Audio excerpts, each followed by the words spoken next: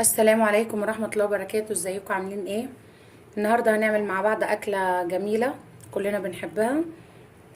هنعمل رقاق باللحمة المفرومة. دي المكونات اللي انا هستخدمها معاكم قدامكم اهيت على الكاميرا.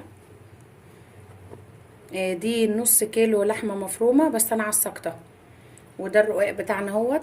ودي الشوربة اللي احنا هنستخدمها، هنغطس فيها الرقاق. والزبدة بتاعتنا. هبدأ اول حاجة اجهزها الصينية اللي انا هعمل فيها الرقاق.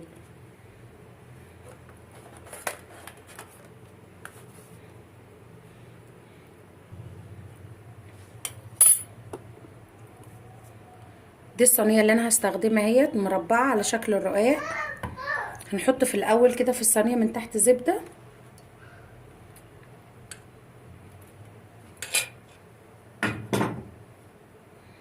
ونبدا نوزعها في الصينيه بحالها.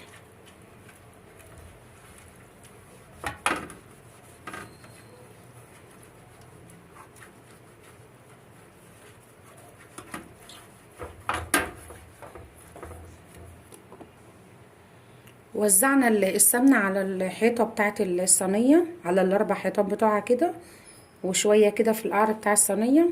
نبدا نجيب الرقاق بقى ونغطسه في الشوربه واحده بواحده كده ونرش عليه.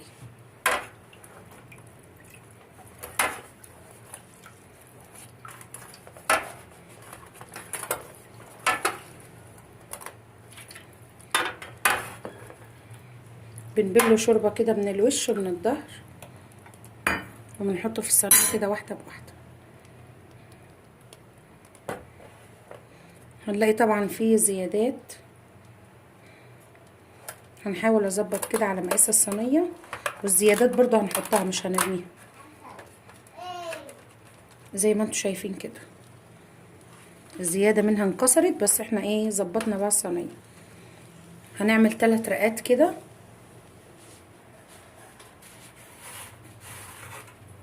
ده الرق التاني معانا اهو.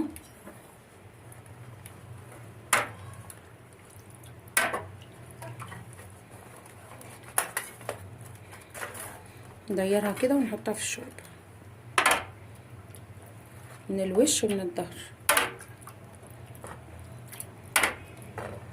يعني نخلي ايدينا خفيفه كده عشان الرقاقه ما بتستحملش. نحطها كده على طول قبل ما تتكسر.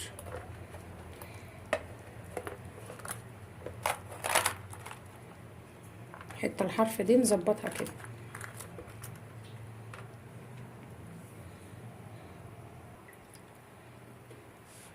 دي رقم 3 معانا اهي. هنحطها برضو، نظبط شكل الصينيه كده. في ناس بتحط 4 5 على حسب السمك اللي انت عاوزاه. انا بعمل 3 و3.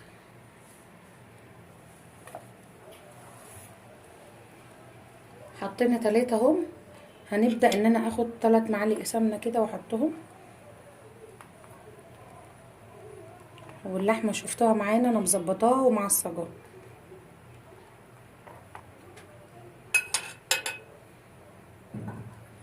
حطينا السمنة في النص اهو.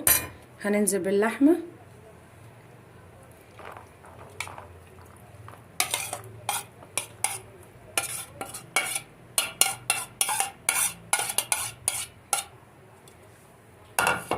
ونوزعها في الصينية كلها كده.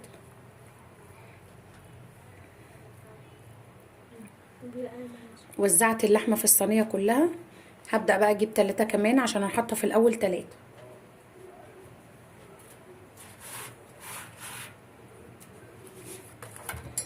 نفس الخطوات نبلها شوربة بس على السريع كده عشان ما تبوش مننا في الوش والظهر.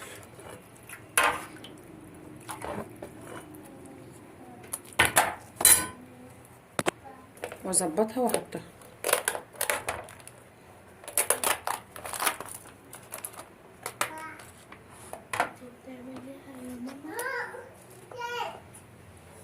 هعمل 3 مرات. حطينا اللحمه وحطينا 3 رقات. نحط بقى على الوش كده زبده.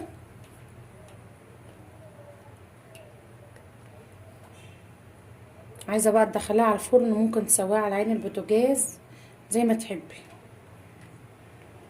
في ناس بتسويها على عين البوتاجاز وبعد كده بتقلب الوش بتاعها. وانت بتسويها بقى هقولك على حاجه تخلي الرقاق معاكي طري، يطلع طري مش ناشف. وانت بتسويها كده وتلاقي الجوانب بتاعتها بتنشف، ترشي شوربه بسيطه خالص بالمعلقه كده، ترشرشي عليها بالمعلقه لحد ما تطلعيها وتقلبيها. ده شكل الصينيه بعد ما طلعتها من الفرن. ايه رايكم في شكلها؟ تحبوا تحمروا عن كده ماشي، بس طول ما انت عاوزاها طريه معاكي بتطلعها وهي بتطيب من الفرن، يبقى معاكي طبقه كده ومعلقه فيهم شويه شوربه، تحط على الجناب وتحط على الوش من فوق كده، هتلاقيها طريه معاكي مش ناشفه.